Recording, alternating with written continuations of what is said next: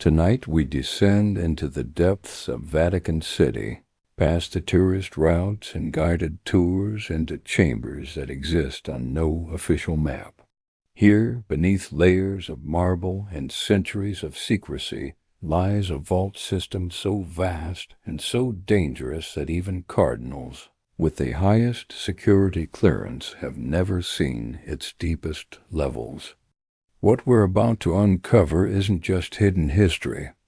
It's knowledge so explosive that the Catholic Church has spent over a millennium ensuring it never sees the light of day. For nearly 2,000 years, the Vatican has been humanity's most sophisticated keeper of secrets. While empires rose and fell, while technologies advanced and societies transformed, the Church has remained constant in one mission above all others: controlling what humanity knows about its own past. The Vatican Secret Archives, officially rebranded as the Vatican Apostolic Archives in 2019, contain an estimated 53 miles of shelving. But that's only what they admit to. The real archives stretch far deeper, into levels that don't appear on any architectural plan. What lies in those forbidden depths? Documents that could rewrite the history of Christianity. Artifacts that prove advanced civilizations existed when we were told only primitives walked the earth. Technologies that could revolutionize our understanding of physics, consciousness, and the very nature of reality itself. And perhaps most disturbing of all, evidence that the Vatican has known about extraterrestrial contact for centuries, maintaining diplomatic relations with beings whose existence would shatter every assumption about humanity's place in the universe. This isn't speculation built on conspiracy theories. This is testimony from Vatican insiders who risked everything to reveal what they discovered in those sealed chambers. Some paid with their careers, others paid with their lives. But their sacrifices have left us a trail of breadcrumbs leading to the most closely guarded secrets in human history. Subscribe, because tonight we're going where no camera has ever been permitted. Into the vault levels that exist only in whispered conversations between the highest ranks of church hierarchy, where the truth about our species, our planet, and our cosmic neighbors waits behind locks that have remained unbroken for centuries. Cardinal Giuseppe de Sanctis had served as prefect of the Vatican Secret Archives for 23 years when he made the decision that would cost him his life. It was October 15th, 2019, 3 weeks before his mysterious death from sudden cardiac complications, when he called his niece Maria to his private study and handed her sealed envelope that would change everything we thought we knew about what the Vatican keeps hidden from the world. "Promise me," the 72-year-old cardinal whispered, his hands trembling as he pressed the envelope into her palm, "that if anything happens to me, this will find its way to people who can use it wisely. The world deserves to know what we've been hiding down there." Maria de Sanctis, a journalist for La Repubblica, had no idea her uncle's final words referred to vault levels that descended 7 stories beneath the official basement archives. She didn't know about the electromagnetic locks that required papal authorization to open. Most importantly, she had no concept of the artifacts and documents stored in those depths, materials so sensitive that their very existence was known to fewer than 12 people on Earth. The envelope contained 47 photographs, taken over the course of 2 decades with a camera Cardinal de Sanctis had smuggled into the deepest levels of the Vatican's underground complex. But these weren't pictures of ancient manuscripts or religious relics. They showed technology that shouldn't exist, housed in climate-controlled chambers that most Vatican officials didn't even know existed. The first photograph showed what appeared to be a metallic craft, approximately 30 feet in length, with a hull that seemed to absorb light rather than reflect it. According to Cardinal de Sanctus's handwritten notes on the back, this vehicle had been recovered from a crash site in the Italian Alps in 1933 and secretly transported to Vatican custody. The craft showed no signs of conventional propulsion systems, no engines or fuel sources that human engineering could identify, but it was the second photograph that truly revealed the scope of what the Vatican had been concealing. It showed a chamber lined with glass containers, each holding what could only be described as biological specimens. The Cardinal's notes were more cautious here. Non-human entities, various stages of preservation, origins unknown. Arrival dates span multiple centuries. Some appear to have been placed in Vatican custody willingly. Maria stared at the photographs with growing disbelief. Her uncle, one of the most respected figures in Vatican administration, was documenting evidence of extraterrestrial contact that stretched back centuries.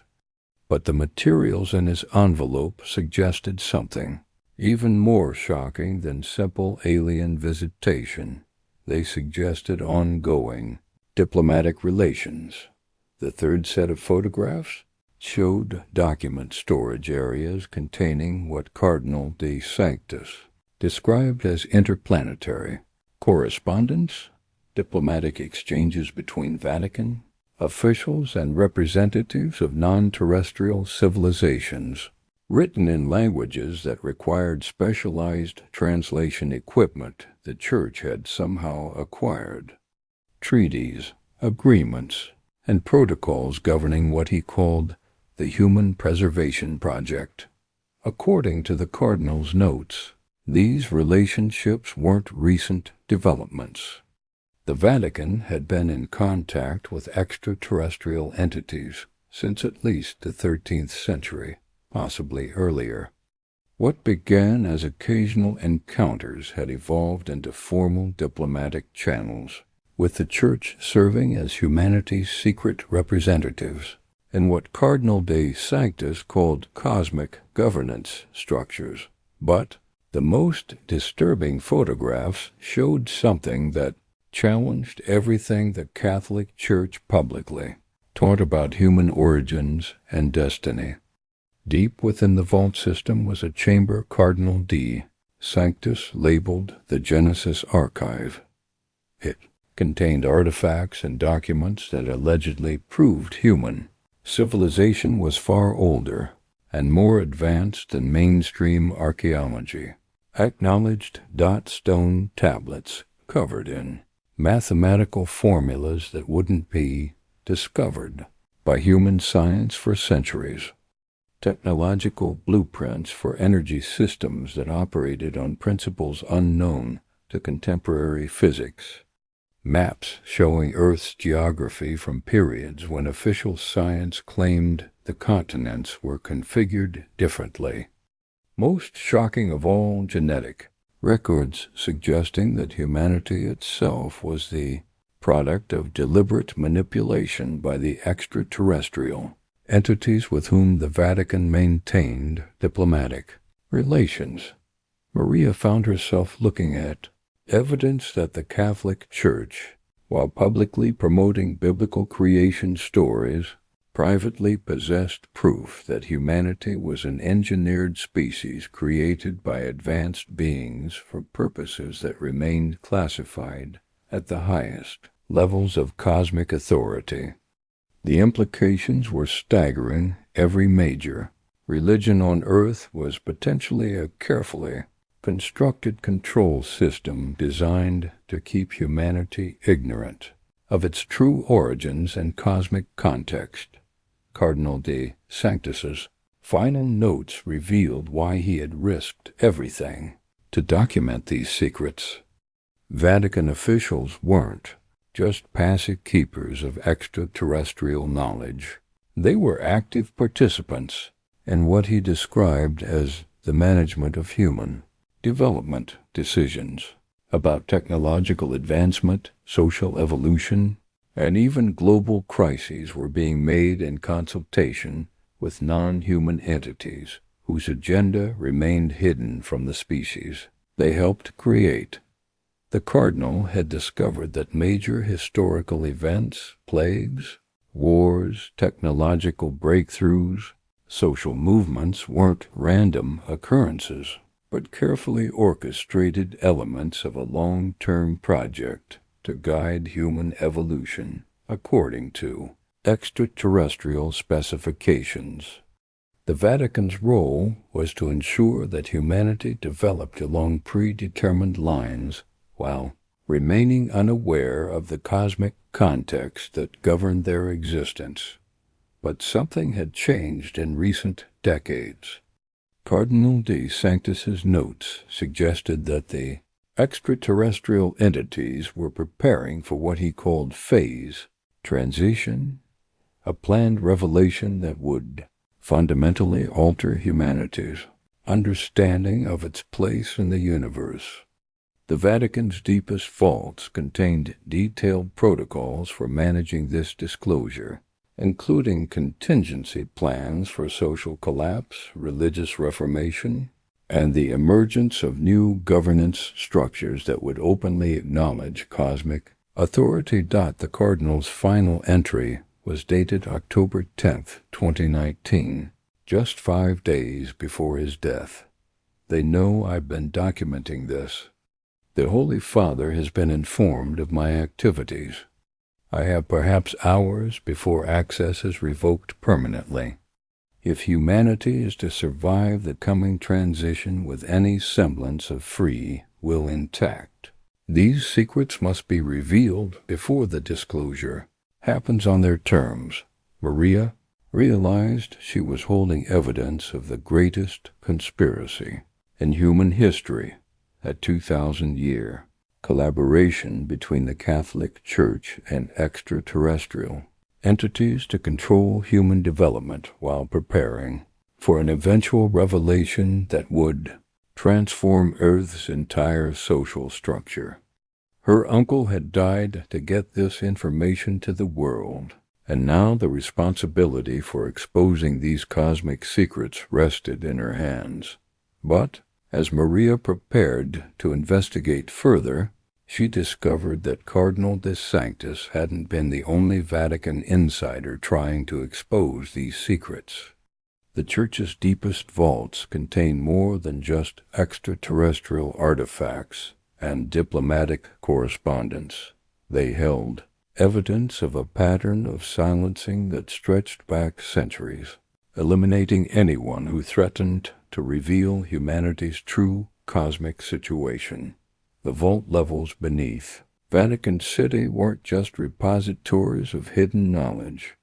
They were the command center for humanity's secret management, housing the infrastructure that had kept our species ignorant of its cosmic context for nearly 2 millennia.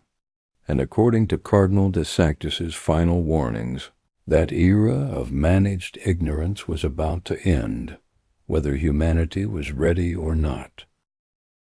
Maria de Sanctis spent 3 sleepless nights studying her uncle's photographs before she realized the true magnitude of what she was holding.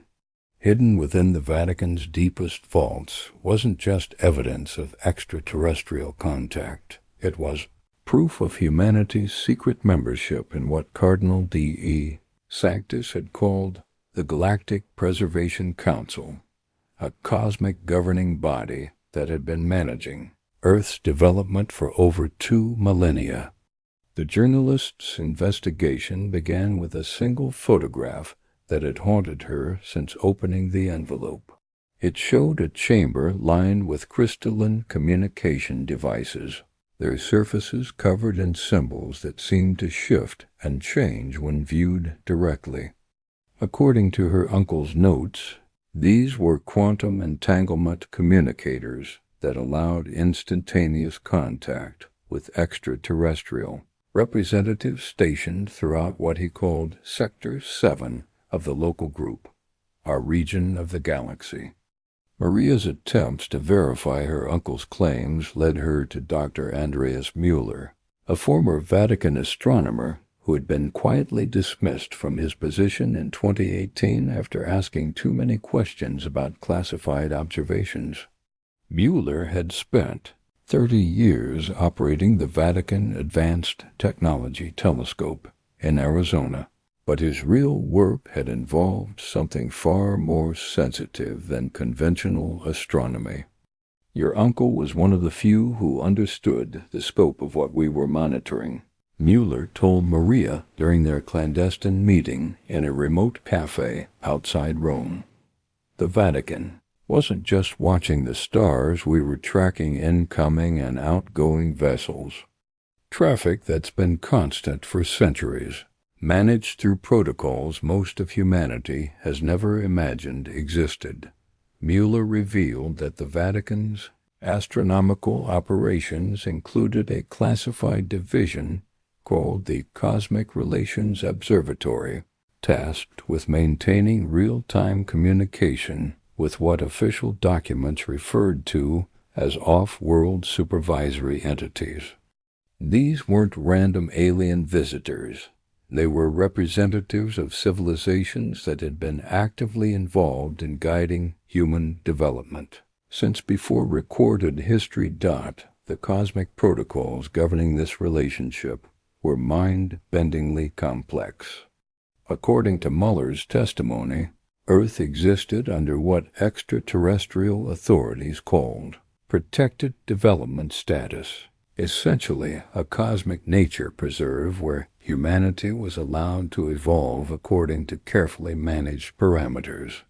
The Vatican's role was to serve as the planet's secret diplomatic mission, ensuring that human advancement remained within acceptable boundaries while preparing for eventual integration into galactic civilization. But the most shocking revelation came when Mueller showed Maria documents he had secretly copied before his dismissal. The Vatican possessed detailed records of genetic interventions that had shaped human evolution at crucial points throughout history.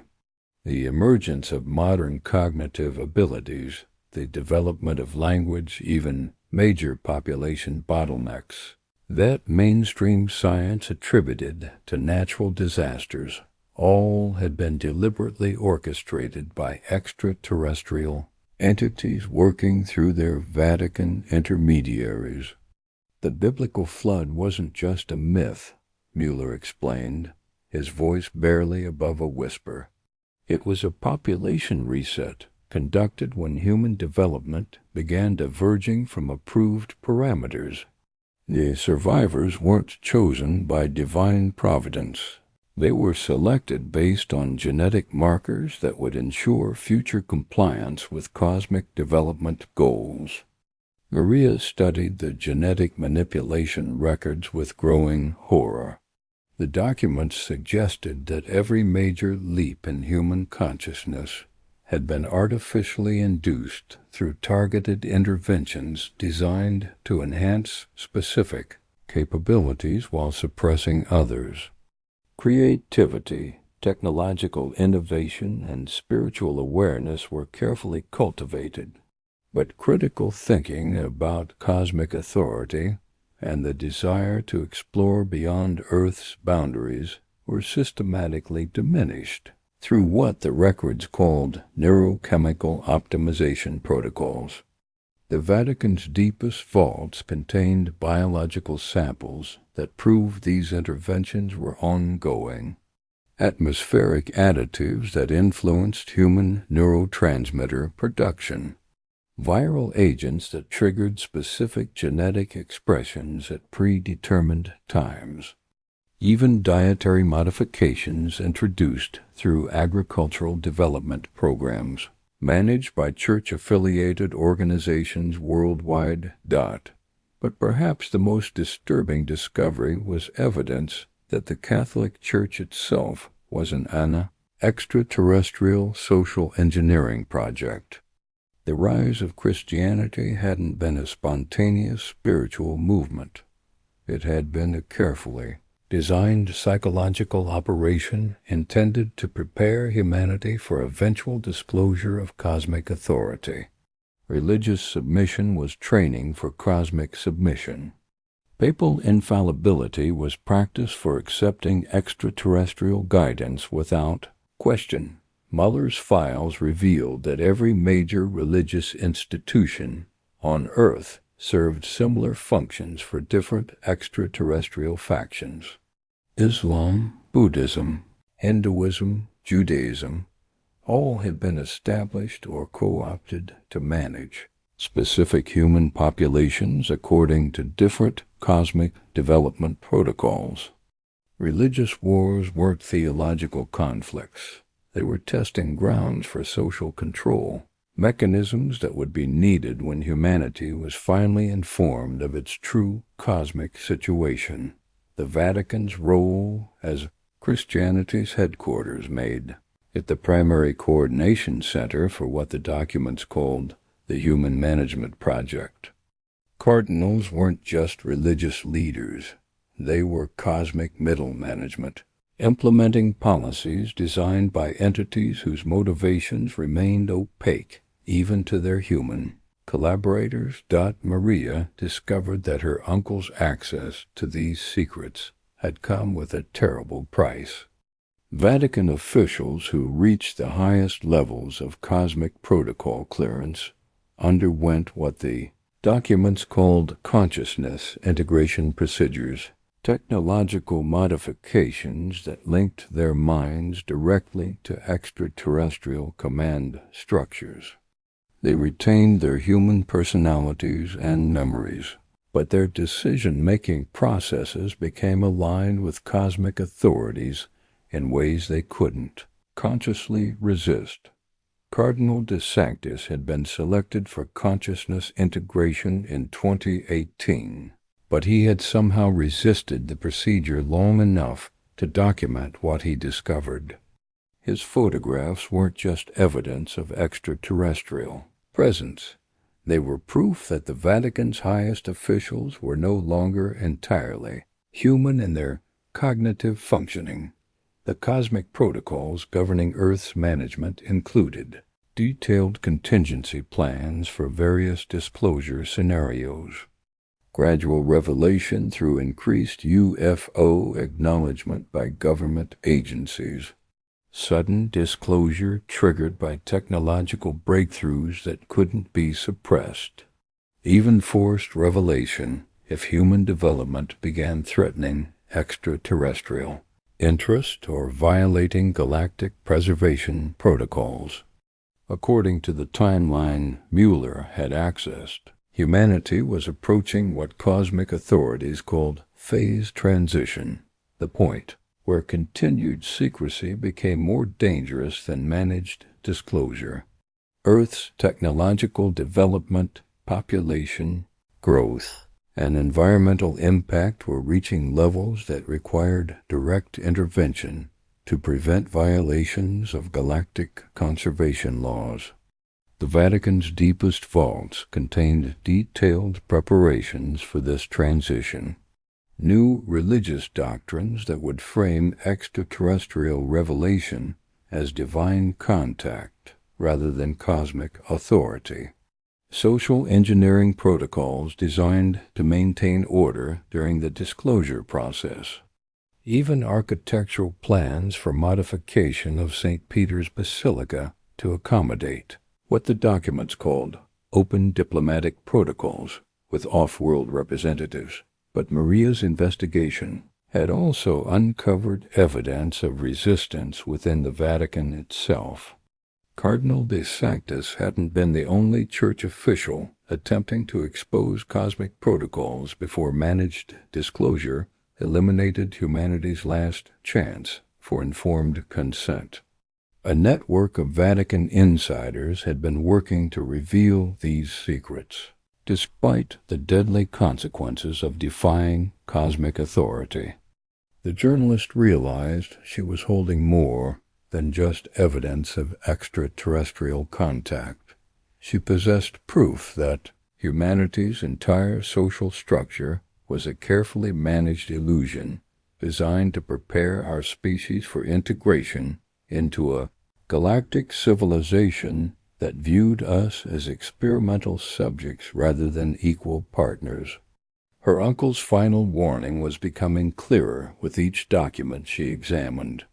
The cosmic protocols governing Earth were about to enter a new phase, one that would fundamentally alter humanity's relationship with both religious authority and cosmic reality.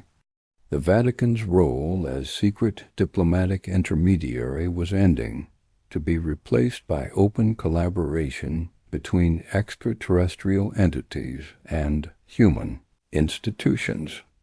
But the transition wouldn't happen according to humanity's preferences or timeline. Cosmic authorities had been patient with human development for millennia, but Earth's growing impact on local space environments and the risk of unauthorized technological advancement were forcing their hand. Phase transition was coming whether humanity was ready or not. Maria understood that her uncle had died trying to give humanity one last chance to learn the truth before that truth was imposed upon them. The Vatican's deepest secrets weren't just about hidden history, they were about humanity's hidden future, and the cosmic authorities who had been deciding that future without human input for over 2,000 years. The question now was whether revealing these secrets could change anything, or whether humanity's cosmic fate had already been sealed by agreements made in Vatican vaults long before any living human was born. Maria's investigation took a dangerous turn when Dr. Mueller introduced her to Father Dominic Turretti, a Vatican archaeologist who had spent the last 15 years cataloging artifacts in the Church's deepest vault levels.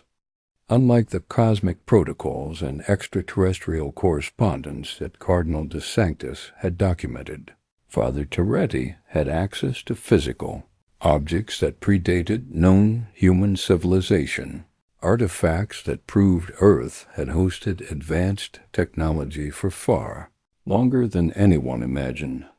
What your uncle photographed was just the modern diplomatic infrastructure, Father Turretti explained during their secret meeting in the catacombs beneath Rome. But the real secrets lie deeper, in vaults that were built to house artifacts so old that even our extraterrestrial contacts refer to them as predecessor technology from civilizations that vanished before recorded history. Father Turretti had been recruited into the Vatican's Archaeological Recovery Division in 2008, initially believing his role involved preserving Christian artifacts from war zones and natural disasters. But his real assignment was far more extraordinary, cataloging and studying technology recovered from archaeological sites that officially didn't exist, artifacts too advanced to be acknowledged without shattering every assumption about human development. The deepest levels of the Vatican vault system, accessible only through ancient elevator systems that descended nearly 200 feet beneath St. Peter's Basilica, contained what Father Turretti called the predecessor collection. These weren't extraterrestrial artifacts brought to Earth by visiting beings. They were remnants of advanced civilizations that had existed on Earth itself, potentially millions of years before modern humans evolved. The first time I descended to level 7, Father Turretti recalled, his voice trembling with the memory, I thought I was looking at props from a science fiction film. Crystalline computers the size of buildings, still functional after geological ages. Energy systems that drew power from sources our physics can't identify. Transportation devices that could manipulate gravity and space-time itself. Maria studied the photographs Father Toretti had secretly captured during his years of deep vault access. The images showed technology that seemed to bend the laws of physics, metallic substances that maintained perfect geometrical shapes despite having no visible support structures, devices that generated light without heat or electrical input, and most disturbing of all, preservation chambers containing what appeared to be the bodies of beings that were clearly not human, but also not extraterrestrial in the conventional sense. According to Father Toretti's analysis, these preserved beings represented multiple species that had achieved technological sophistication on Earth long before the rise of mammals. Some appeared to be evolved reptilian forms with enlarged cranial cavities, suggesting advanced cognitive development. Others showed characteristics that seemed to combine features from various Earth species in ways that suggested deliberate genetic engineering. The Vatican secret archaeological teams had been recovering predecessor artifacts from sites worldwide for over a century, working through a network of shell organizations and front companies to excavate locations that mainstream archaeology was prevented from accessing. Many of the world's most significant archaeological mysteries, unexplained ancient structures, out-of-place artifacts, geological formations that didn't match conventional timelines, were actually predecessor sites that had been quietly secured by Vatican teams. But the most shocking discovery in the deep vaults was evidence that predecessor civilizations hadn't simply vanished. They had been deliberately eliminated by the same extraterrestrial entities that now managed human development. The Vatican possessed detailed records of what could only be described as prehistoric genocide, conducted by off-world forces that viewed Earth as a laboratory, requiring periodic sterilization and restocking with new experimental species. The pattern repeats every few million years, Father Toretti explained, showing Maria geological surveys that spanned vast time periods. Advanced civilizations emerge on Earth, develop sophisticated technology, and then suddenly disappear from the archaeological record. Each extinction event coincides with evidence of massive electromagnetic disturbances and what can only be described as selective planetary bombardment.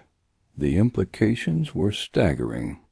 Earth wasn't just a protected preserve for human development. It was a testing ground where multiple intelligent species had been allowed to evolve until they reached predetermined technological thresholds, at which point they were eliminated to make room for new experimental populations. Humanity was simply the latest in a series of test subjects, and our approaching phase transition might not be graduation to galactic citizenship, but preparation for the same fate that had befallen our predecessors. Maria discovered that certain Vatican officials had access to even more disturbing information about humanity's cosmic situation. Deep within the vault system was a chamber Father Toretti called the Archive of Cyclical Extinctions, containing detailed documentation of Earth's repeated sterilization events and the criteria used to determine when a species had outlived its experimental usefulness. The records showed that civilizations were typically eliminated when they developed technologies that could threaten extraterrestrial control systems, or when their population growth and resource consumption exceeded parameters that cosmic authorities considered sustainable. The predecessors had been eliminated not because they were violent or destructive, but because they had begun developing technologies that could have allowed them to leave Earth and spread throughout the galaxy.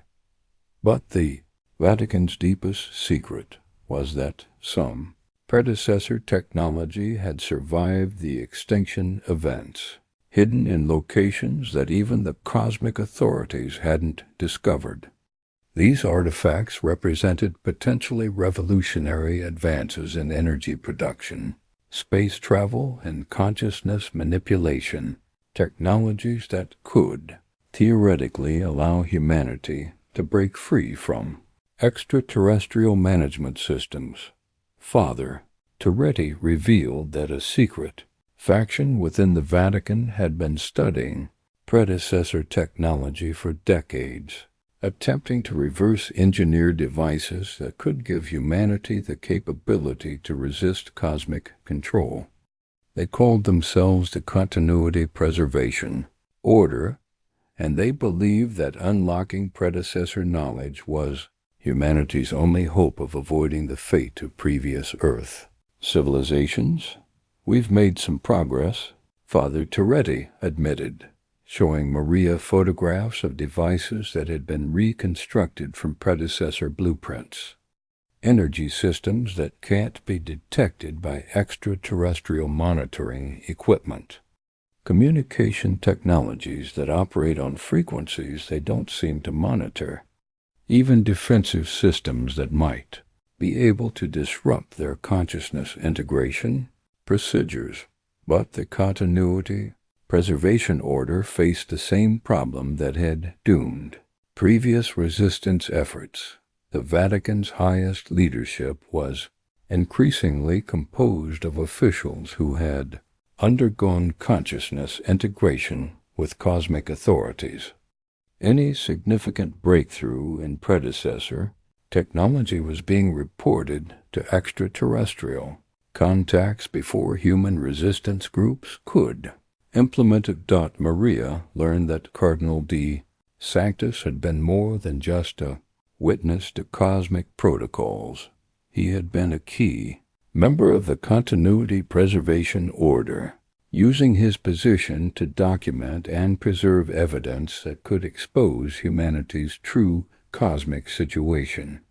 His death hadn't been a random elimination of a troublesome insider. It had been a targeted assassination designed to cripple the Vatican's human resistance network.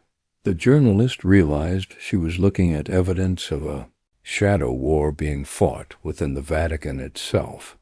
Human officials trying to preserve their species' autonomy were being systematically identified and eliminated by colleagues whose consciousness had been integrated with alien command structures.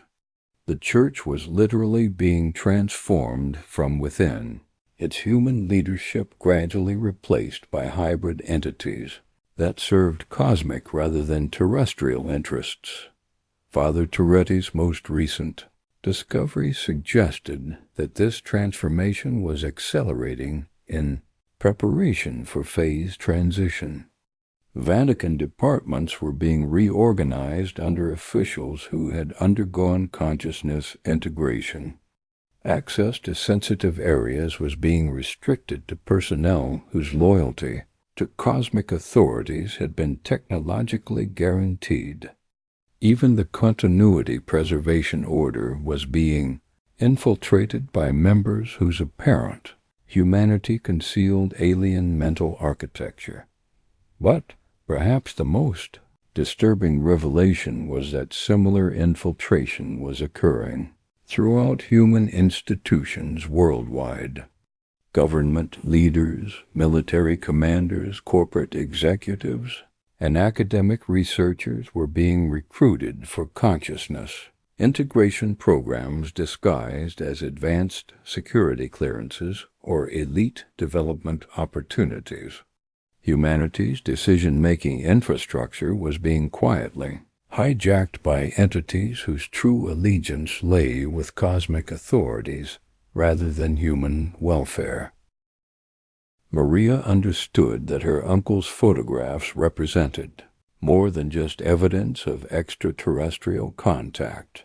They were proof that humanity was running out of time to discover and implement predecessor technologies that might allow resistance to cosmic control.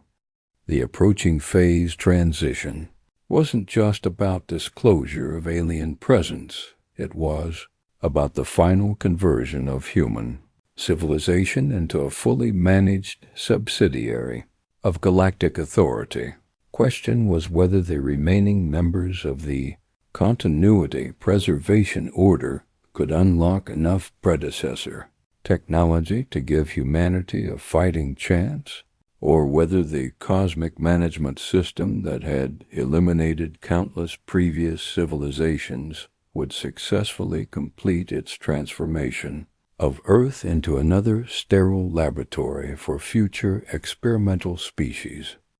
The breakthrough that would expose the Vatican's most horrifying secret came when Maria gained access to Sister Margaret Kozłowski, a former neuroscientist who had been recruited into the Church's Spiritual Enhancement Research Division in 2015.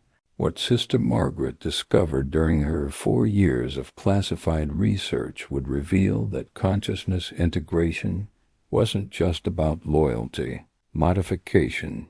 It was about harvesting human consciousness itself for purposes that defied every ethical boundary imaginable. Sister Margaret had been approached by Vatican recruiters while completing her doctoral research on neural interface technology at MIT. The Church's offer seemed legitimate. Funding for consciousness, research that could enhance human spiritual experience and deepen religious understanding. But the reality of her assignment proved to be something far more sinister than anything she could have imagined. They told me I would be helping develop technologies to expand human awareness of divine presence, Sister Margaret explained during her clandestine meeting with Maria in an abandoned monastery outside Rome.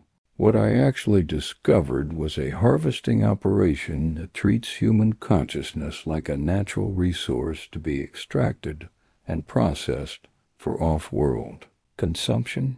The Vatican's consciousness integration procedures weren't designed to simply align human thinking with extraterrestrial objectives.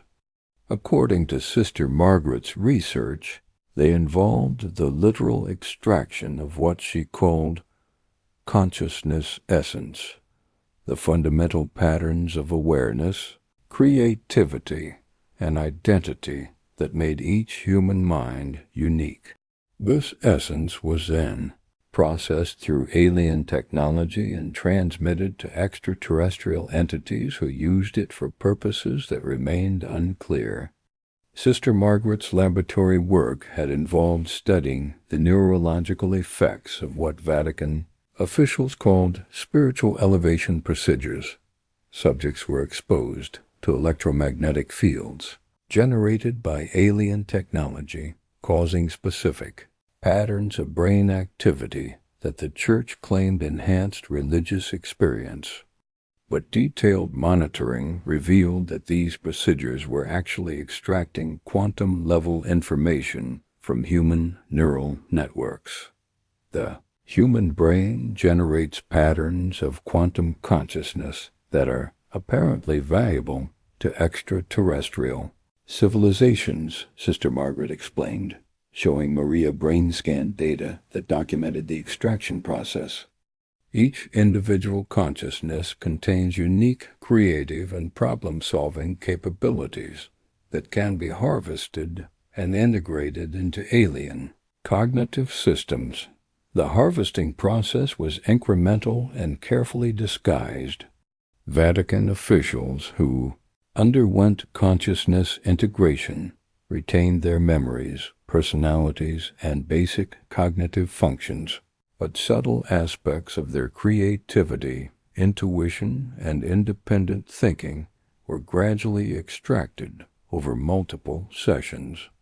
They remained functional humans, but their most valuable mental qualities were slowly drained away and transmitted to entities whose identity and motivations remained hidden even from Vatican leadership. Maria discovered that the consciousness harvesting operation extended far beyond Vatican personnel. The Church operated a global network of spiritual retreat centers where selected individuals were invited for intensive religious experiences that actually served as harvesting facilities.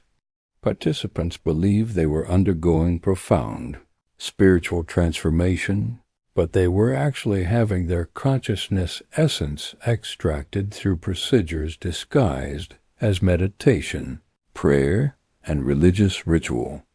The selection criteria for consciousness harvesting revealed the true scope of the operation.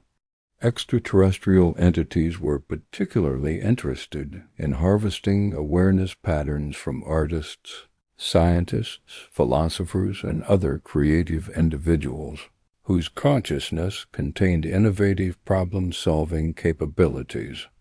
Many of history's greatest creative minds had unknowingly been subjected to consciousness extraction, their most valuable mental qualities harvested to enhance alien cognitive systems.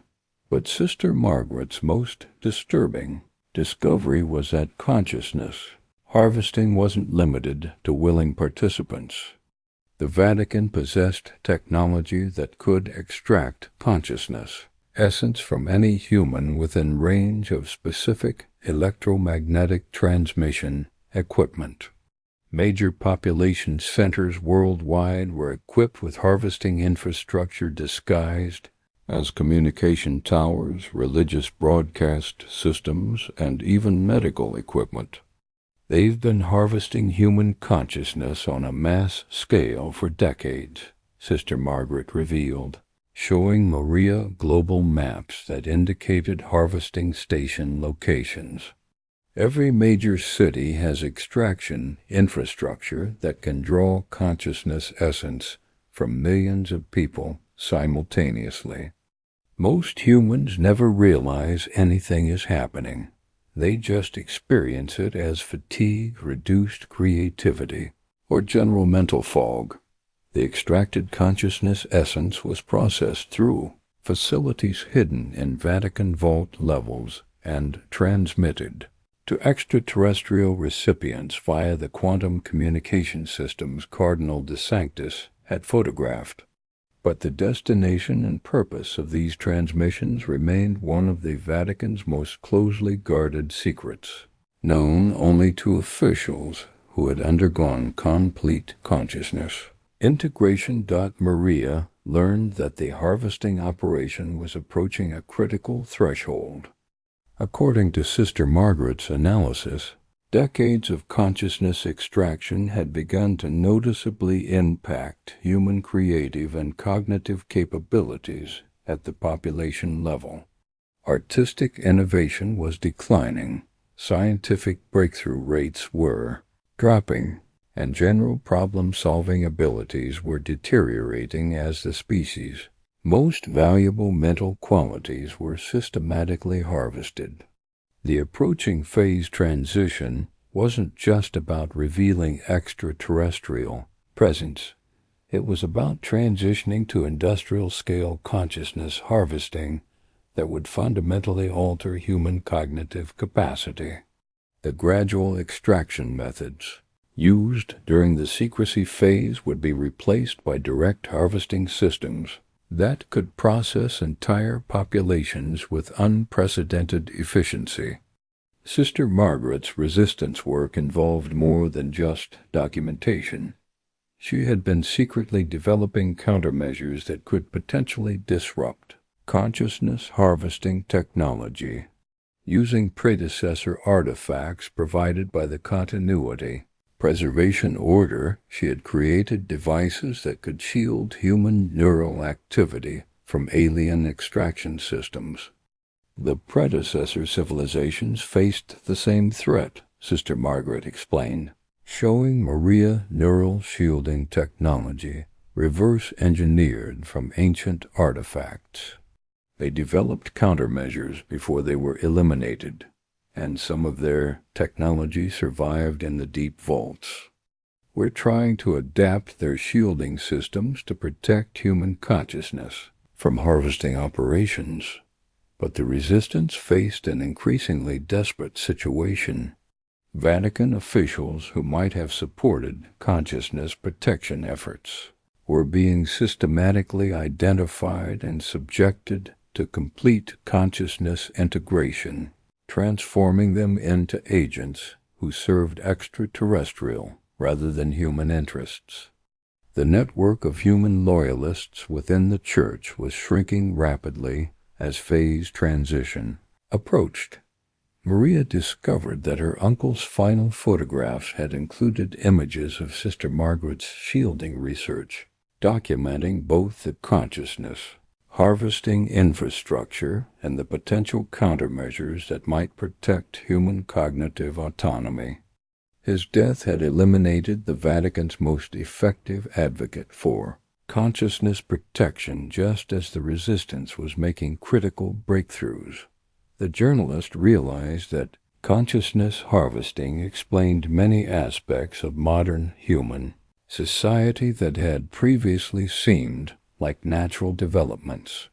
The decline in creative arts, the reduction in scientific innovation, the increasing reliance on artificial intelligence systems all could be attributed to the systematic extraction of human consciousness essence over multiple decades. But perhaps most disturbing was Sister Margaret's analysis of what would happen to humanity if consciousness harvesting continued at projected rates. Within decades, the human species would lose the cognitive capabilities that had driven civilization's development. Art, science, philosophy, and technological innovation would become impossible as the consciousness essence required for creative thinking was harvested for alien purposes. We're facing cognitive extinction, Sister Margaret warned, her voice filled with urgency. Not physical death, but the elimination of everything that makes human consciousness valuable. We'll become a species of biological robots, capable of basic functions, but incapable of the creative thinking that defines our humanity. The consciousness harvesting revelation transformed Maria's understanding of her uncle's warning about phase transition. The approaching disclosure wasn't about revealing alien presence. It was about implementing final harvesting procedures that would complete humanity's transformation into a consciousness-depleted species, serving extraterrestrial cognitive enhancement programs. But Sister Margaret's shielding research offered a glimmer of hope. If predecessor countermeasures could be successfully adapted and widely deployed, humanity might retain enough cognitive autonomy to resist complete consciousness harvesting. The question was whether the resistance could develop and distribute protection systems before phase transition eliminated their last chance to preserve human consciousness independence. The battle for humanity's future wouldn't be fought with weapons or military strategy. It would be won or lost in the realm of consciousness itself, as the species that had created art, science, and philosophy fought to retain the mental capabilities that made those achievements possible. Maria's investigation reached its most dangerous phase when she gained access to Cardinal Alessandro Forte, the Vatican's Secretary for Extraordinary Affairs, a position that officially didn't exist but controlled the Church's preparations for what internal documents called cognitive transition protocol. Cardinal Fort had been scheduled for consciousness integration in January 2020, but a malfunction in the alien technology had left him partially resistant to mental control while maintaining his security clearances. "I can feel them in my mind," Cardinal Fort whispered during their secret meeting in the depths of the Castel Sant'Angelo, his hands trembling as he fought against neural programming that tried to prevent him from speaking. The integration partially succeeded. "I know their plans, but I can still resist long enough to warn you about what's coming."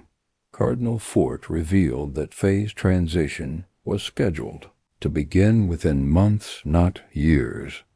The Vatican had received direct orders from cosmic authorities to complete final preparations for what they called cognitive harvest optimization, the gradual consciousness extraction methods that had been operating for decades would be replaced by industrial-scale harvesting systems capable of processing entire populations simultaneously.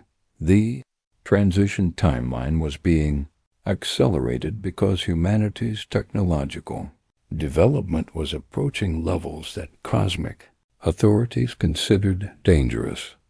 Social media and internet connectivity were allowing rapid information sharing that threatened to expose the consciousness harvesting operation. Artificial intelligence development was creating systems that could potentially detect and resist alien cognitive manipulation.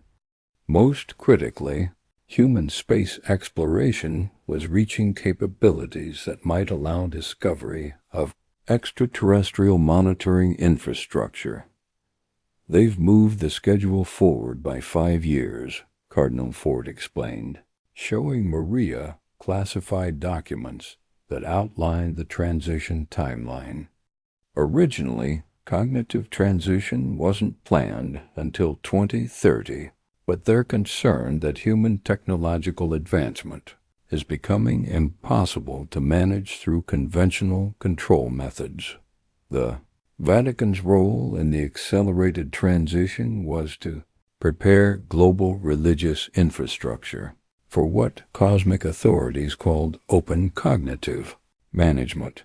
Churches, mosques, temples, and other religious facilities worldwide would be converted into consciousness harvesting centers, using their existing social authority to encourage voluntary participation in what would be presented as spiritual enhancement programs. But Cardinal Fort's access to transition planning documents revealed details that horrified even Maria, who thought she had already uncovered the worst of the cosmic conspiracy.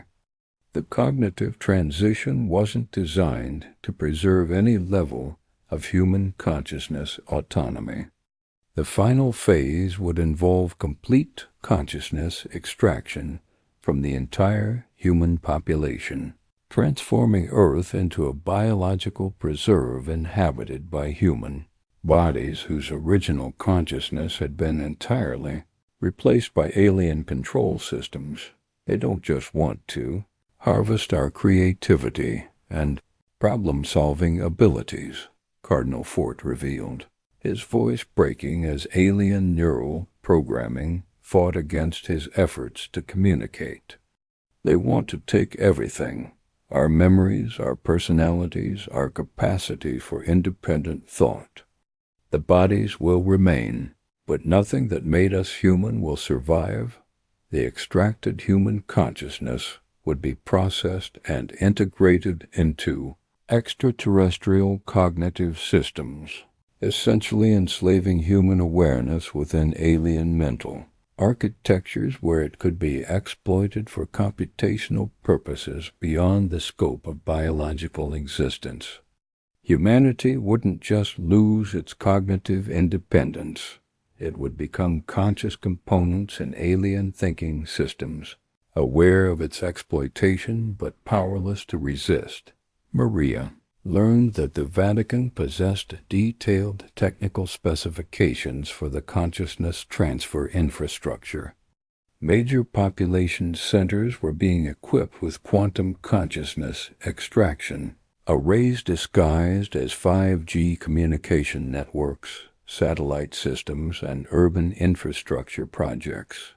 When activated simultaneously, these systems could process the consciousness of billions of people within a matter of hours. But the most disturbing revelation was that certain human populations had already undergone complete consciousness replacement as part of testing protocols for the global transition.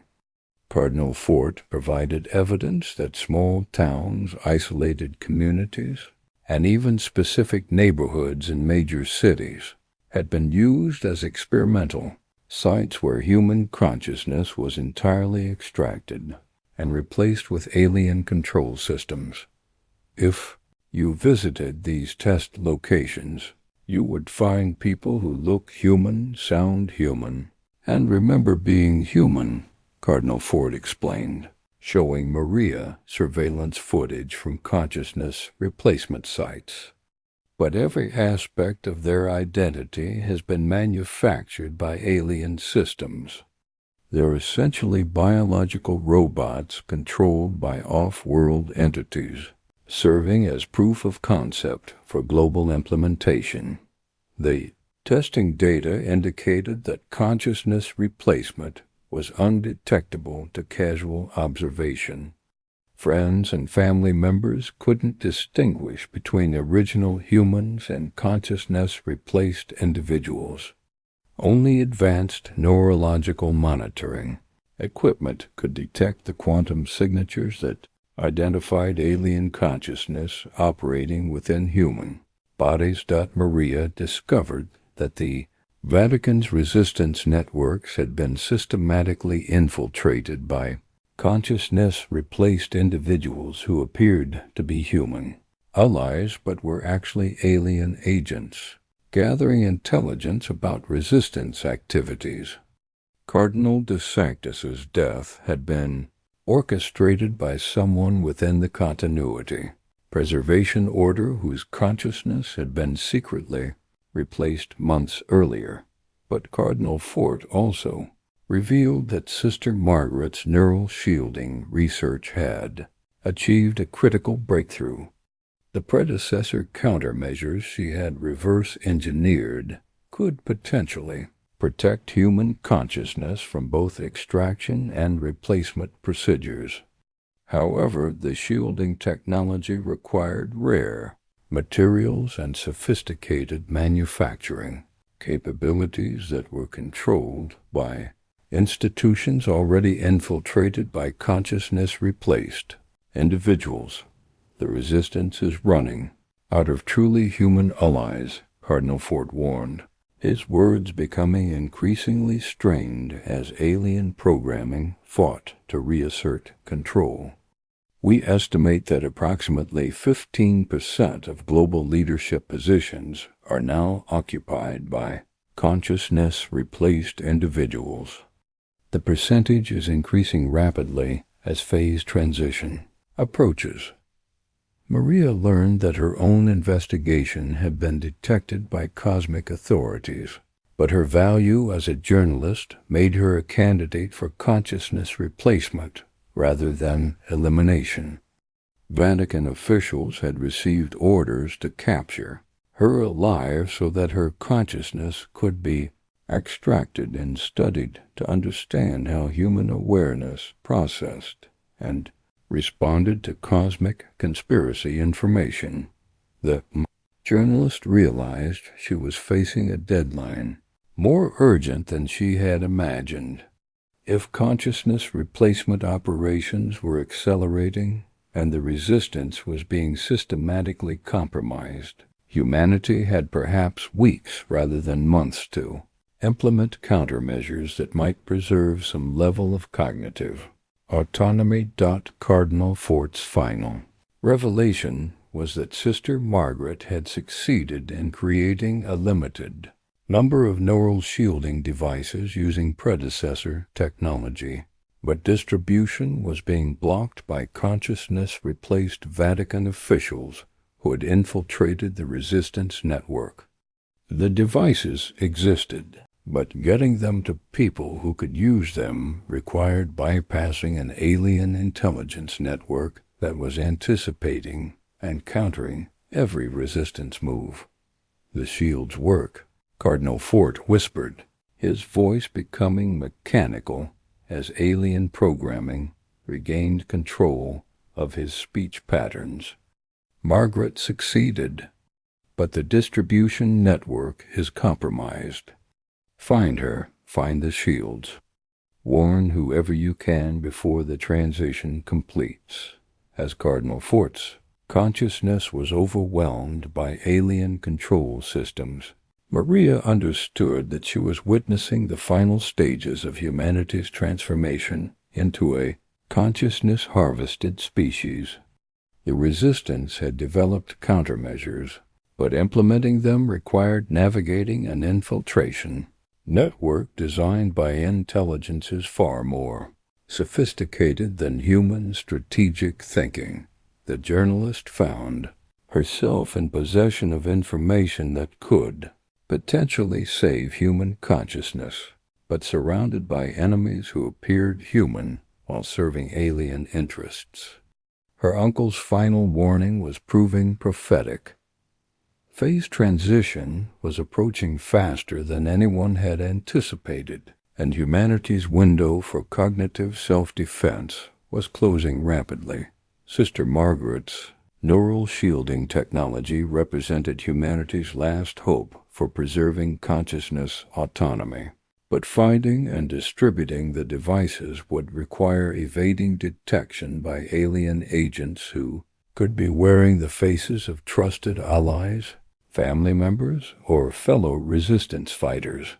The battle for human consciousness had entered its final phase, and Maria was beginning to understand that victory would require not just courage and intelligence, but the ability to distinguish between genuine human allies and sophisticated alien mimics whose consciousness replacement was so complete that even they might not realize they were no longer human. Maria's search for Sister Margaret led her through a network of safe houses and clandestine contacts that revealed the true scope of the human resistance movement. What she discovered was both more hopeful and more terrifying than she had imagined. A global underground of individuals who had somehow resisted consciousness integration, but who were being hunted by an increasingly sophisticated network of consciousness replaced. Humans who appeared completely authentic until the moment they struck. The breakthrough came when Dr. Mueller connected Maria with Father Antonio Benedetti, a Jesuit priest who had been running what he called cognitive sanctuary operations from a monastery in the Italian Alps. Father Benedetti had developed methods for identifying consciousness replaced individuals through subtle behavioral analysis, and his monastery had become a refuge for the few Vatican officials who had successfully resisted alien mental integration. Sister Margaret is here, Father Benedetti confirmed during Maria's arrival at the mountain monastery. But her condition is critical. The neural shielding experiments have taken a severe toll on her neurological systems. She's been testing the devices on herself to ensure they work properly, and the electromagnetic stress is killing her. Sister Margaret was barely recognizable when Maria finally met her in the monastery's medical facility. The brilliant neuroscientist had aged decades in a matter of months, her body racked by the effects of experimental neural shielding technology that protected consciousness at the cost of severe physical deterioration. But her mind remained sharp, focused on completing work that could save human cognitive independence. The shields work, Sister Margaret whispered, her voice weak but determined. "I've tested them extensively. They create quantum interference patterns that prevent consciousness extraction and block replacement procedures. But the power requirements are enormous, and the biological cost is ... significant." The neural shielding devices were unlike anything Maria had expected. Rather than simple electronic equipment, they were hybrid systems that combined predecessor crystalline technology with human bioengineering. They required surgical implantation and created a constant electromagnetic field around the user's brain that interfered with alien consciousness manipulation technologies. Sister Margaret had succeeded in creating 12 functional devices, but each one represented months of painstaking work with materials that were becoming increasingly difficult to obtain as consciousness replaced. Individuals infiltrated supply chains worldwide. The shields could protect their users from consciousness extraction and replacement, but they couldn't be mass-produced or easily distributed. The real breakthrough isn't the individual shields, Sister Margaret explained, showing Maria technical diagrams that hurt to look at directly. It's the network effect. When multiple shield users are in proximity, their fields interact to create expanding zones of consciousness protection. Theoretically, a sufficient number of networked shields could protect entire populations, but the network effect required precise coordination and specific geographical positioning to maximize coverage. Sister Margaret had calculated that protecting the population of Rome would require at least 50 networked shields, positioned according to mathematical formulas derived from predecessor technology. Protecting the entire human species would require thousands of shields deployed globally with perfect timing and coordination. Father Benedetti revealed that the monastery was serving as a coordination center for shield distribution efforts worldwide. The resistance had identified potential recipients in key locations, individuals with the technological capability and personal courage needed to undergo shield implantation and maintain the devices under hostile conditions. But reaching these individuals required evading detection by consciousness-replaced agents who were actively hunting shield technology.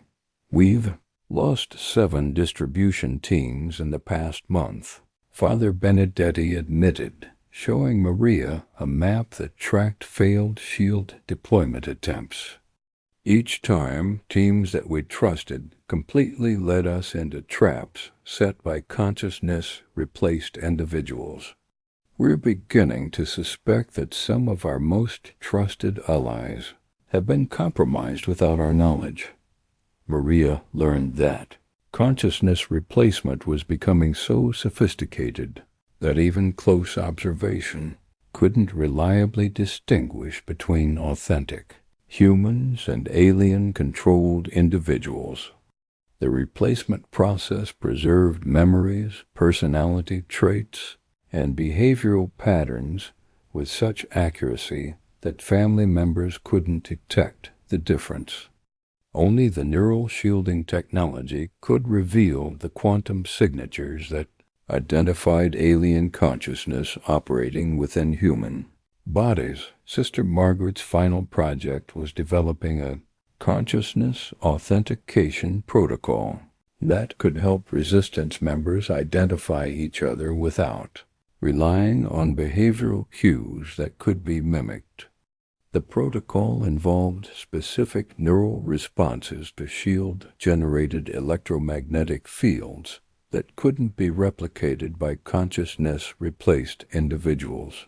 "The authentication system works," Sister Margaret demonstrated. showing Maria how shield technology could create recognition patterns between genuine humans. But it requires physical proximity and shared shield technology. We can protect ourselves and identify authentic allies, but only within very limited networks. The journalist realized that the resistance was facing an impossible strategic challenge. They possessed technology that could protect human consciousness from alien control, but deploying it required trust networks that were being systematically compromised by enemies who could perfectly mimic trusted allies. Each shield deployment attempt risked exposing the entire resistance network to alien countermeasures. But Sister Margaret had one final revelation that transformed Maria's understanding of the resistance's situation. The consciousness authentication protocols had revealed that alien infiltration wasn't limited to recent replacement operations.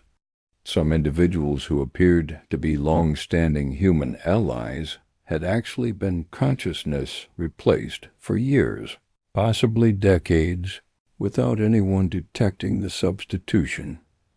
"We tested everyone in the monastery," Sister Margaret whispered, her voice growing weaker as the neural strain of maintaining her shields increased.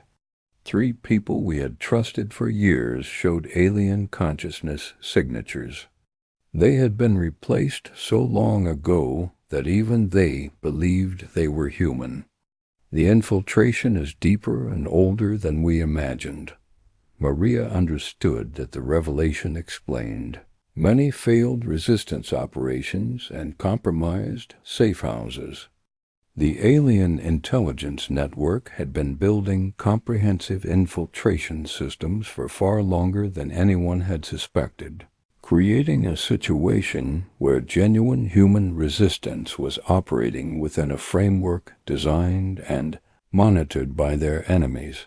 Father Benedetti showed Maria the monastery's most closely guarded secret, a chamber where the 12 completed neural shields were stored, along with documentation for creating additional devices.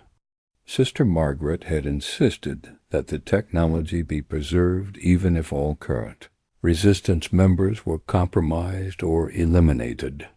Future humans might still have a chance to implement consciousness protection if they could access and understand the shield technology. "This is humanity's inheritance," Sister Margaret explained, gesturing toward the shield storage chamber. "If we fail to prevent cognitive transition, if consciousness replacement becomes complete, these devices represent the only hope for future resistance. Someone, someday, might be able to use them to restore human cognitive independence." But as Sister Margaret spoke, alarms began sounding throughout the monastery. Father Benedetti's voice crackled over the intercom system. "All personnel to secure positions. We have multiple teams approaching the monastery. Authentication protocols indicate consciousness-replaced individuals. This is not a drill." Maria realized that their location had been compromised, possibly by one of the consciousness-replaced individuals who had been operating within the resistance network for years. The monastery that had served as humanity's last cognitive sanctuary was under assault by enemies who appeared human but served alien interests. Sister Margaret struggled to her feet, her body weakened by months of neural shielding experiments, but her mind focused on protecting the technology that represented humanity's final hope. "Get the shields to safety," she whispered urgently. "The documentation, the devices, everything. If they capture this technology, human consciousness dies forever." As armed figures surrounded the monastery, Maria understood that she was witnessing the final battle for human cognitive independence. The neural shielding technology that could protect consciousness from alien control was within reach, but implementing it required evading enemies who could wear the faces of trusted allies and exploit every human social bond to achieve their objectives. The question was whether authentic human consciousness could survive long enough to deploy countermeasures against an alien intelligence network that had been infiltrating and compromising human society for far longer than anyone had suspected. The monastery represented humanity's last cognitive sanctuary, but sanctuaries only provided protection until enemies found a way inside. The siege of the monastery unfolded with military precision that revealed the Shid's sophisticated coordination capabilities of consciousness-replaced operatives. As Maria watched from the medical facility window, teams of attackers moved through the mountain approaches with perfect synchronization, their movements suggesting shared tactical awareness that no human unit could achieve through conventional communication methods. Sister Margaret struggled to activate the monastery's defense systems while her failing body fought against the neural strain of maintaining her consciousness shields. "They're not just coordinating through radio," she gasped, monitoring alien electromagnetic signatures on her detection equipment. The consciousness-replaced individuals are operating as a collective intelligence. Each body is essentially a node in a single alien mind. "Father," Benedetti's voice crackled through the emergency communication system as defensive positions throughout the monastery reported contact with attacking forces. All resistance members to evacuation positions. Authentication protocols are detecting massive consciousness replacement signatures. These aren't human forces. They're alien combat units wearing human bodies. Maria realized she was witnessing the alien intelligence network's military capabilities for the first time. The attacking forces moved within human coordination because they weren't really human anymore. Consciousness replacement had transformed individual people into remote-controlled bodies operated by a single Kanti, alien tactical mind that could process multiple perspectives simultaneously and coordinate complex operations without any communication delays. The monastery's defensive systems were formidable, incorporating both modern security technology and predecessor artifacts that Sister Margaret had reverse-engineered into protective barriers. Electromagnetic shields designed to disrupt alien consciousness control flickered to life around the building's perimeter, creating zones where consciousness replaced individuals lost coordination and began moving erratically. But the alien intelligence adapted quickly to the defensive countermeasures. Maria watched in horror as attacking forces began exhibiting behaviors that defied human physical limitations. Tolerance for electromagnetic fields that should have incapacitated normal nervous systems. Coordination that continued even when individuals were severely injured. And tactical adaptations that suggested real-time analysis by an intelligence far more sophisticated than human military. Planning. Sister Margaret activated the laboratory's final security protocol, downloading all SHIELD technology documentation to encrypted storage devices while simultaneously destroying the research equipment to prevent alien capture of predecessor manufacturing techniques. "Get the storage devices to the secondary extraction point," she whispered to Maria, her words becoming labored as neural shields fought to maintain protection against increasingly powerful alien consciousness manipulation attempts. Father Benedetti appeared in the medical facility, blood streaming from a head wound, but his consciousness authentication still reading as genuinely human. "The main evacuation routes are compromised," he reported urgently. "But we have one option, the old smuggling tunnel that connects to the Benedictine monastery 5 kilometers north. It's not on any modern maps, and the alien forces don't seem to know about it. As they prepared to abandon the sanctuary that had served as humanity's last cognitive safe haven, Sister Margaret made a decision that would haunt Maria for the rest of her life. "I'm not coming with you," the neuroscientist announced, her voice gaining strength despite her physical deterioration. "Someone needs to activate the facility's self-destruct systems to prevent alien capture of the remaining shield technology. And my neural systems are failing anyway. I have perhaps hours left before the shields kill me," Maria protested. But Sister Margaret's logic was undeniable. The monastery contained prototypes, manufacturing equipment, and research data that could allow alien intelligence to develop countermeasures against neural shielding technology. If consciousness-replaced forces captured this information, they could potentially neutralize humanity's only defense against cognitive control. "Take this."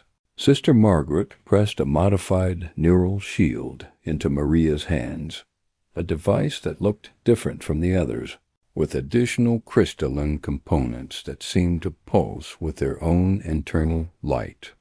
"It's the prototype for the next generation, more efficient, less biologically damaging, and capable of protecting multiple people if properly networked with other shields."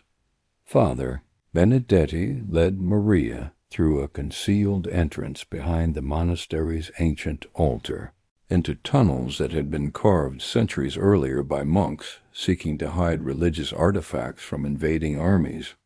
The irony wasn't lost on Maria. She was using the same escape routes that had once protected, sacred relics to save technology that could preserve the sacred essence of human consciousness. It self-doubt as they moved through the underground passages. Explosions echoed behind them from the direction of the monastery. Sister Margaret was making good on her promise to deny alien forces access to shield technology, destroying years of research to prevent consciousness protection countermeasures from being developed. The woman who had sacrificed her health to create humanity's cognitive defense systems was now sacrificing her life to protect them. The tunnel system revealed evidence of the monastery's true age and purpose. Walls covered with symbols that matched. Predecessor artifacts suggested that the location had been chosen specifically for its connection to ancient consciousness. Protection sites the Catholic Church hadn't just built on. Historically significant ground they had constructed. Their sanctuary on top of technology that had been protecting human consciousness for far longer than anyone realized.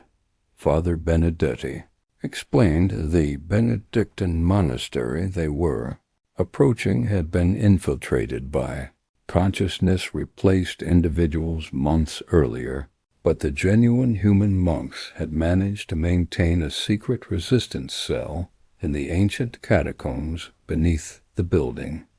"They're the last authentic religious community we know of," he whispered as they navigated the underground maze. "Everyone else has been systematically replaced or eliminated." When Maria and Father Benedetti finally emerged in the Benedictine catacombs, they found a dozen genuine human monks maintaining a desperate vigil over consciousness authentication equipment that monitored the surrounding area for signs of alien infiltration. The readings were devastating. Consciousness replacement. Signatures were detectable throughout. the nearby villages, and even within the monastery itself. We estimate that 60% of the local population has been replaced within the past month, Brother Thomas, the leader of the authentic monks, reported grimly. The replacement rate is accelerating exponentially. We calculate that complete population replacement in this region will occur within 2 weeks. Maria realized that Sister Margaret's sacrifice had bought them time to reach safety, but the underlying crisis was accelerating beyond any possibility of conventional resistance. The alien intelligence network was implementing final population replacement protocols with industrial efficiency, transforming entire communities into consciousness-controlled nodes in a collective intelligence system. But the modified neural shield Sister Margaret had given her contained more than just IMPROVED protection technology. As Maria examined the device with the monks' analysis equipment, they discovered that it included data storage capabilities containing the complete technical specifications for mass-producing consciousness protection shields using simplified manufacturing processes. She solved the production problem. Brother Thomas marveled as he studied Sister Margaret's final designs. These specifications show how to create functional shields using materials that are available even under alien surveillance. The biological integration process is simplified, the power requirements are reduced, and the manufacturing can be done in small workshops rather than sophisticated laboratories. Father Benedetti understood the implications immediately.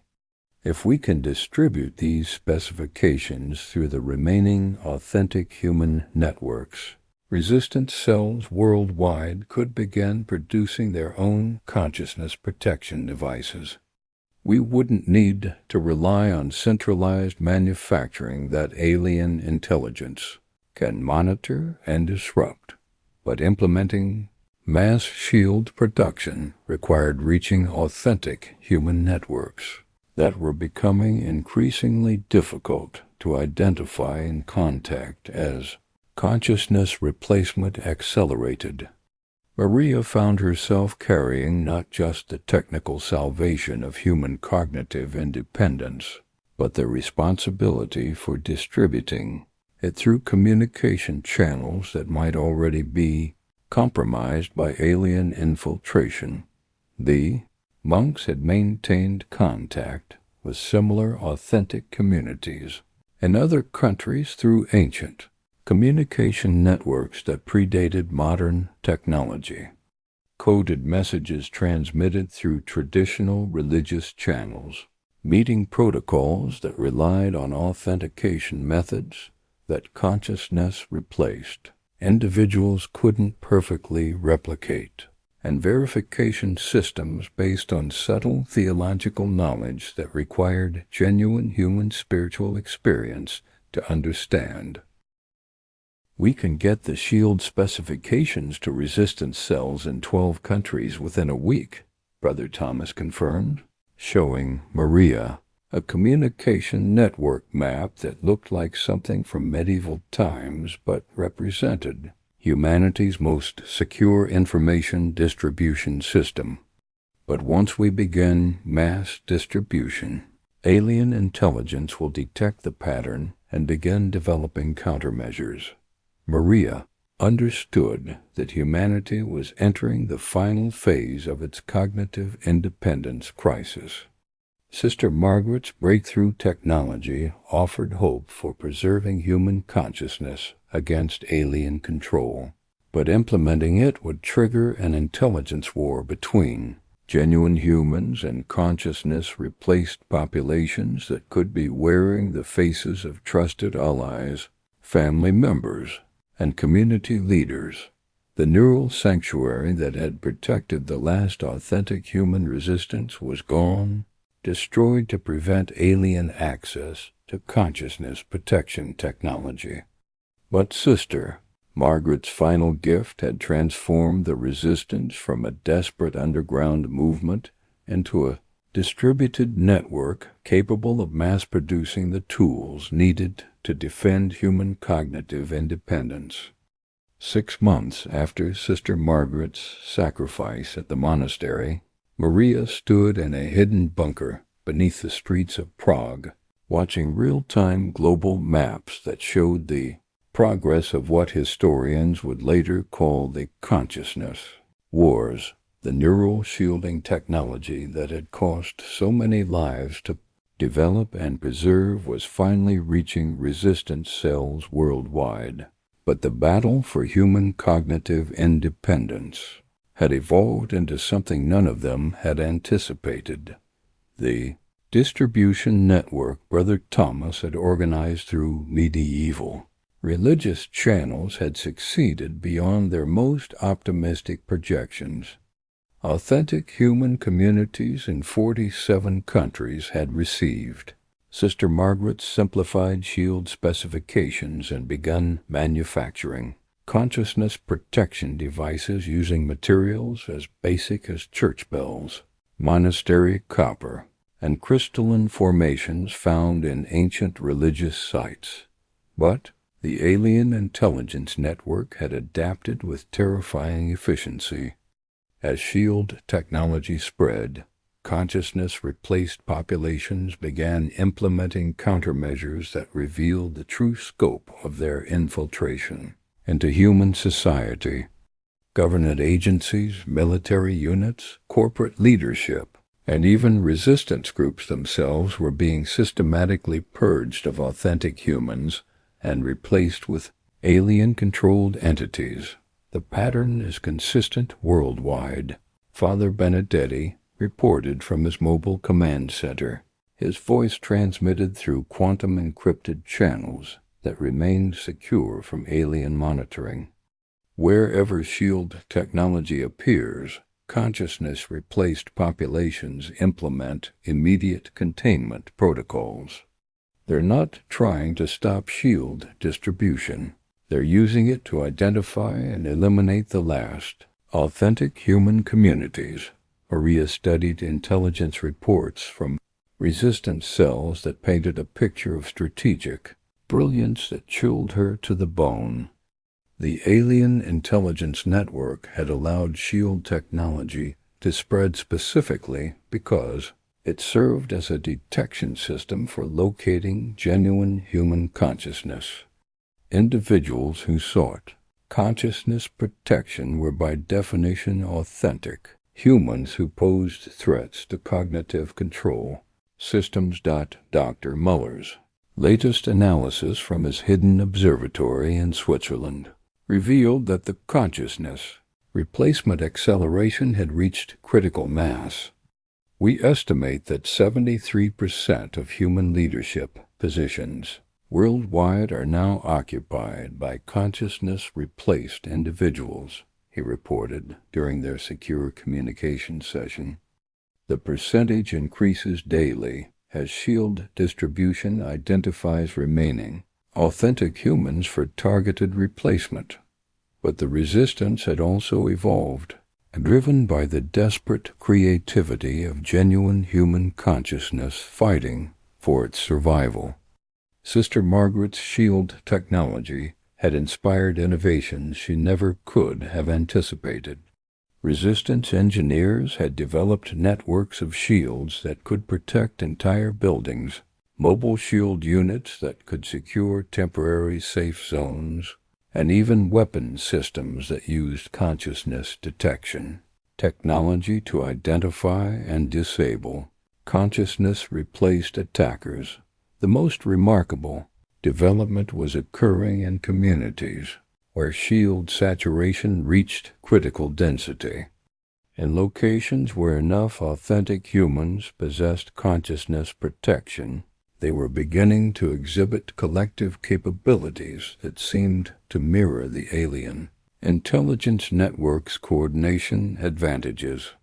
Protected human consciousness could network without losing individual identity, creating collaborative intelligence systems that retained human creativity while achieving unprecedented coordination. It's not just protection. Brother Thomas explained during their emergency council meeting in the Prague bunker. Sister Margaret's shields are activating dormant capabilities in human consciousness itself. Shielded individuals are developing enhanced pattern recognition, intuitive communication, and even what can only be described as limited precognitive abilities. Maria discovered that the enhanced capabilities weren't entirely human in origin. The predecessor technology integrated into Sister Margaret's shields contained consciousness, expansion protocols that had been dormant for millions of years. Human neural architecture had always possessed the capacity for advanced cognitive abilities, but these capabilities had been systematically suppressed by the same alien entities that were now attempting consciousness replacement. The consciousness enhancement effect was transforming the nature of human resistance from a desperate underground movement into something approaching a new form of evolved human civilization. Shielded communities were developing technologies, social structures, and problem-solving capabilities that exceeded anything in previous human history. They were becoming what the predecessors had been before their elimination, a consciousness-enhanced species capable of resisting cosmic control. But the transformation came with a terrible cost. Enhanced human consciousness could detect the full scope of alien infiltration with precision that revealed how completely human society had been compromised. Government institutions, media organizations, religious hierarchies, educational systems, and commercial enterprises were revealed to be almost entirely controlled by consciousness replaced entities serving alien objectives. The real human population is approximately 11% of official figures, Brother Thomas reported with grief-stricken accuracy. Most of what we consider human civilization is actually an alien simulation maintained by consciousness-replaced entities who believe they are the people they replaced. Maria understood that humanity was facing a choice between extinction and transformation. Remaining unenhanced meant inevitable consciousness replacement as alien forces systematically eliminated authentic humans. But accepting consciousness enhancement meant becoming something beyond traditional human nature, a species with capabilities that had been dormant for millions of years. The Vatican's deepest secrets had led to this moment. The cosmic authorities who had managed human development for millennia were finally implementing their ultimate control system, but their success had triggered the activation of consciousness capabilities they didn't know humans possessed. The predecessor technology they thought they had eliminated was awakening human potential that exceeded even their sophisticated control.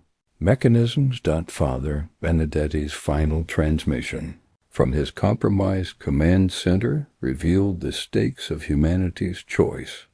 Consciousness replacement is approaching 90% in major population centers, he reported as alien forces closed in on his position. But enhanced human communities are achieving technological and social capabilities that alien intelligence can't predict or counter. We're becoming something they've never encountered before. The journalist realized that her uncle's warning about phase transition had been more prophetic than anyone understood. Humanity was indeed approaching a cosmic transition point, but not the one alien authorities had planned.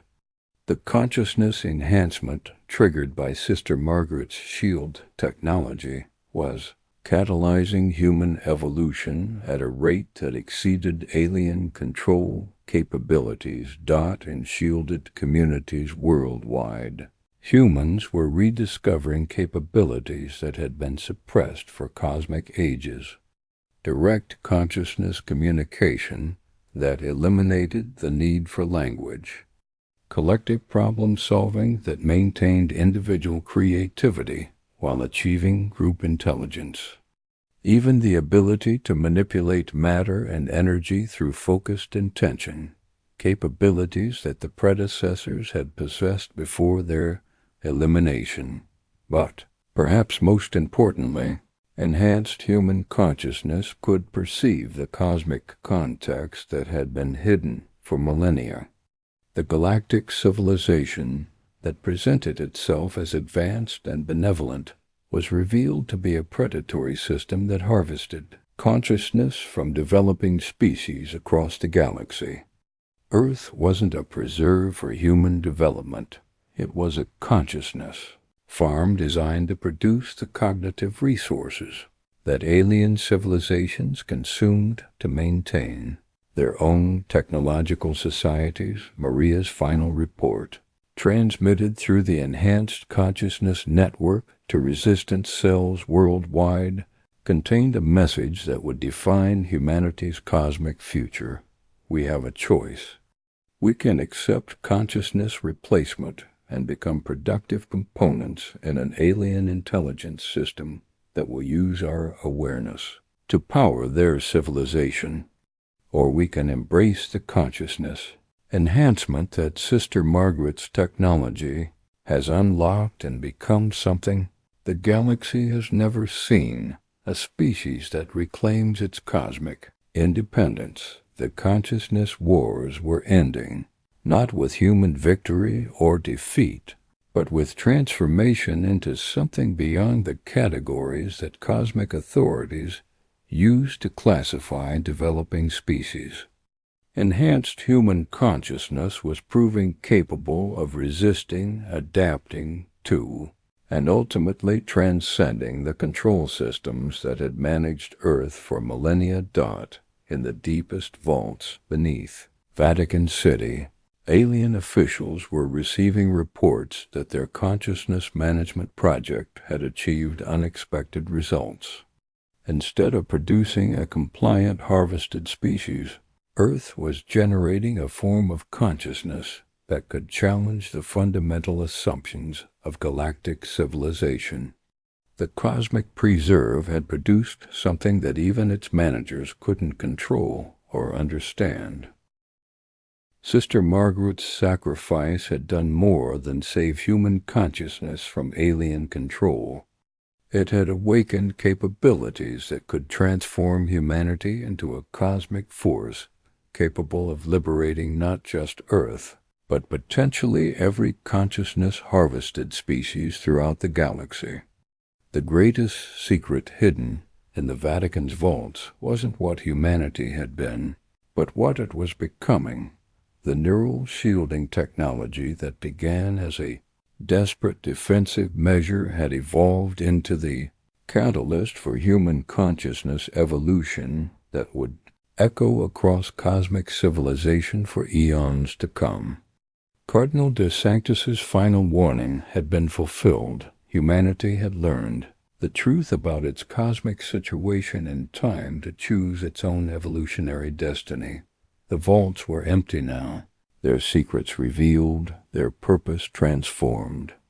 But the consciousness they had tried to contain and control was finally free to explore its unlimited potential among the stars.